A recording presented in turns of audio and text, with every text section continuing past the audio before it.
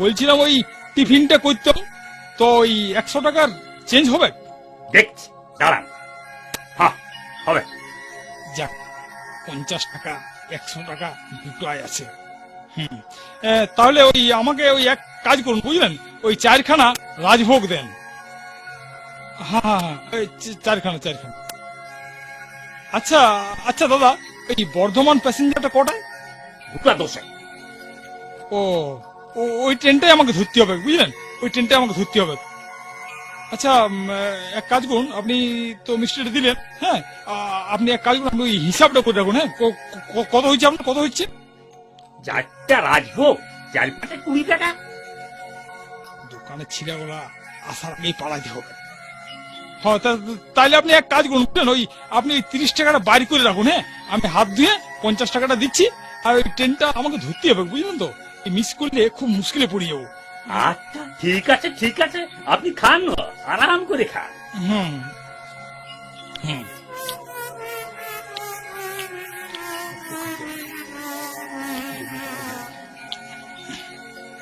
দাদা, আপনি ওই 30 টাকাটা দেন, বুঝলেন, ওই এই ট্রেনটা ধরতে হবে আমাকে, আপনি দেরি করবেন। হ্যাঁ, দিচ্ছি। হ্যাঁ, এই নেন। দাদা, ও দাদা, 50 টাকা দেন। কি হলো? আপনি তো আমাকে 30 টাকা দিলেন, 4টে মিষ্টি 20 টাকা কেটে 30 টাকা ফেরত দিলেন, হিসাব তো ঠিকই আছে। হ্যাঁ, হিসাব তো ঠিকই আছে, তো আপনি 50 টাকাটা দিবেন তবে না।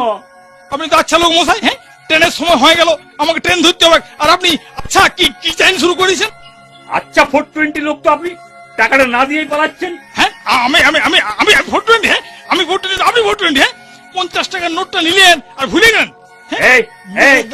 বুড়ান ছেলে বললে কি এখন মতিব হয়ে গেছে? একদম মিথ্যা কথা বলবে নাই। দেখবো খুনি আসবি না, পূজা ছুটকা হইয়া। আপনি একদম মিথ্যাবাদী, ফালতু লোক। আমিও লোক রাখবো।